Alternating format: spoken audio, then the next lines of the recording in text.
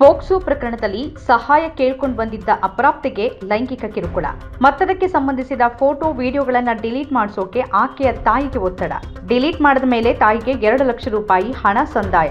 ಬಿಜೆಪಿಯ ಸಂಸದೀಯ ಮಂಡಳಿ ಸದಸ್ಯ, ರಾಜ್ಯದ ಮಾಜಿ ಮುಖ್ಯಮಂತ್ರಿ, ಪ್ರಭಾವಿ ಬಿಜೆಪಿ ನಾಯಕ ಬಿಎಸ್ ಯಡಿಯೂರಪ್ಪ ವಿರುದ್ಧ ಪೊಲೀಸರು ನ್ಯಾಯಾಲಯಕ್ಕೆ ಸಲ್ಲಿಸಿರುವ ಚಾರ್ಜ್ ಶೀಟ್ನಲ್ಲಿರುವ ಆಘಾತಕಾರಿ ಅಂಶಗಳಿವು. ಅಲ್ಲಿಗೆ ಯಡಿಯೂರಪ್ಪ ಅಪ್ರಾಪ್ತೆಗೆ ಲೈಂಗಿಕ ಕಿರುಕುಳ ಪ್ರಕರಣದಲ್ಲಿ ಆರೋಪಿ ನಂಬರ್ 1 ಆಗಿ ನ್ಯಾಯಾಲಯದ ಕಟಕಟೆಯಲ್ಲಿ ನಿಂತಿದ್ದಾರೆ. ಭೇಟಿ ಬಚಾವೋ ಭೇಟಿ ಪಡಾವೋ ಘೋಷಣೆಯ ಬಿಜೆಪಿಯ ಈ ಹಿರಿಯ ನಾಯಕನ ಮೇಲೆ ಗುರುತರ ಹಾಗೂ ಹೀನ ಆರೋಪ ಅಧಿಕೃತವಾಗಿ ದಾಖಲಾಗಿದೆ. ಈಗಲಾದರೂ ಪ್ರಧಾನಿ ಮೋದಿ, ಗೃಹ ಸಚಿವ ಅಮಿತ್ ಶಾ, ಬಿಜೆಪಿ ರಾಷ್ಟ್ರೀಯ ಅಧ್ಯಕ್ಷ ಜೆಪಿ ನಡ್ಡಾ, ಕೇಂದ್ರ ಸಚಿವರಾದ ನಿರ್ಮಲಾ ಸೀತಾರಾಮನ್, ಶೋಭಾ ಕರಂದ್ಲಾಜೆ, ಮಾಜಿ ಸಚಿವೆ ಸ್ಮೃತಿ ಇರಾನಿ ಇವರೆಲ್ಲ ಬಾಯ್ಬಿಡ್ತಾರ? ಆ ಸಾಧ್ಯತೆ ತೀರಾ ಕಡಿಮೆ. 17 ವರ್ಷದ ಅಪ್ರಾಪ್ತ ಬಾಲಕಿಗೆ ಲೈಂಗಿಕ ಕಿರುಕುಳ ನೀಡಿದ ಪ್ರಕರಣದಲ್ಲಿ ಮಾಜಿ ಮುಖ್ಯಮಂತ್ರಿ ಬಿಎಸ್ ಯಡಿಯೂರಪ್ಪ ಸೇರಿದಂತೆ 4 ವಿರುದ್ಧ ಸಿಐಡಿ ಅಧಿಕಾರಿಗಳು ನ್ಯಾಯಾಲಯಕ್ಕೆ ಚಾರ್ಜ್ ಶೀಟ್ ಸಲ್ಲಿಸಿದ್ದಾರೆ.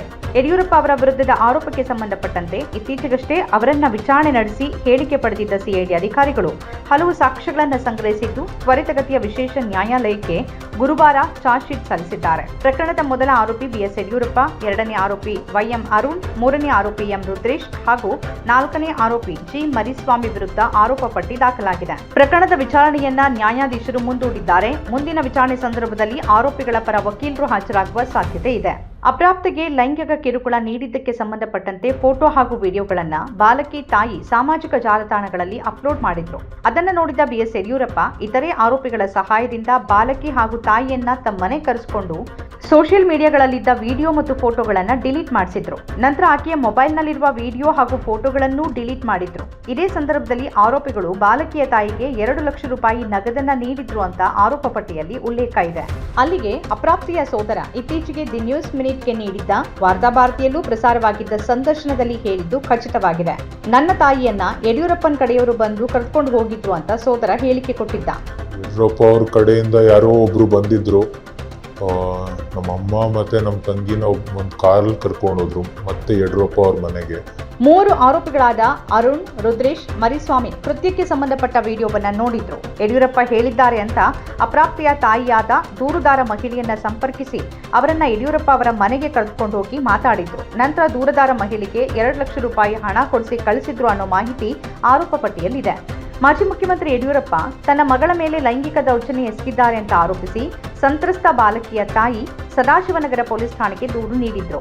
ಈ ದೂರಿನ ಆಧಾರದ ಮೇಲೆ ಪೊಲೀಸರು ಯಡಿಯೂರಪ್ಪ ಅವರ ವಿರುದ್ಧ ಪೋಕ್ಸೋ ಅಡಿ ಪ್ರಕರಣವನ್ನು ದಾಖಲಿಸಿದ್ರು. ಸರ್ಕಾರ ಪ್ರಕರಣವನ್ನು ಸಿಐಡಿಗೆ ವರ್ಗಾವಣೆ ಮಾಡಿತ್ತು.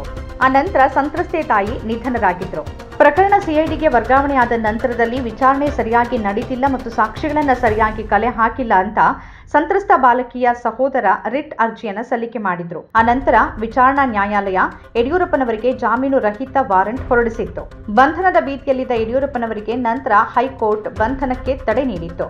ಸೆಕ್ಷನ್ 354A, 204 ಹಾಗೂ 214 ಮತ್ತು ಮಕ್ಕಳ ಮೇಲಿನ ಲೈಂಗಿಕ ದೌರ್ಜನ್ಯ ತಡೆ ಕಾಯ್ದೆಯಡಿ ಪ್ರಕರಣ ದಾಖಲಾಗಿತ್ತು. ಈಗ ಎಫ್ಐಆರ್ನ ರದ್ದು ಮಾಡಬೇಕು ಅಂತ ಕೋರಿ ಮಾಜಿ ಮುಖ್ಯಮಂತ್ರಿ ಯಡಿಯೂರಪ್ಪನವರು ಹೈಕೋರ್ಟ್ಗೆ ಅರ್ಜಿ ಸಲ್ಲಿಸಿದ್ದಾರೆ.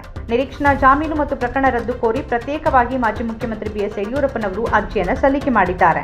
ಸಲ್ಲಿಸಿದ್ದ ಅರ್ಜಿಗಳ ವಿಚಾರಣೆ ನಡೆಸಿದ ನ್ಯಾಯಮೂರ್ತಿ ಕೃಷ್ಣ ಎಸ್ ದೀಕ್ಷಿತ್ ಅವರಿದ್ದ ನ್ಯಾಯಪೀಠ ವಿಚಾರಣೆಯನ್ನ ಮುಂದೂಡಿದೆ. ವಿಚಾರಣೆ ವೇಳೆ ಸರ್ಕಾರದ ಪರವಾಗಿ ವಾದ ಮಂಡಿಸಿದ ಹೆಚ್ಚುವರಿ ಸರ್ಕಾರಿ ವಿಶೇಷ ಅಭಿಯೋಜಕ ಬಿಎನ್ ಜಗದೀಶ್, ಪ್ರಕರಣದ ಸಂಬಂಧ ತನಿಖಾಧಿಕಾರಿಗಳು ಈಗಾಗಲೇ ವಿಚಾರಣಾ ನ್ಯಾಯಾಲಯಕ್ಕೆ ಆರೋಪ ಪಟ್ಟಿ ಸಲ್ಲಿಸಿದ್ದಾರೆ. ಅಲ್ಲದೆ ಅರ್ಜಿಗೆ ಸಂಬಂಧಪಟ್ಟಂತೆ ಆಕ್ಷೇಪಣೆ ಸಲ್ಲಿಸಬೇಕಾಗಿದ್ದು ಮತ್ತಷ್ಟು ಕಾಲಾವಕಾಶ ನೀಡಬೇಕು ಅಂತ ಕೋರಿದ್ರು. ಈ ಅಂಶವನ್ನು ಪರಿಗಣಿಸಿದ ನ್ಯಾಯಪೀಠ ವಿಚಾರಣೆಯನ್ನ ಮುಂದೂಡಿ ಆದೇಶಿಸಿತು.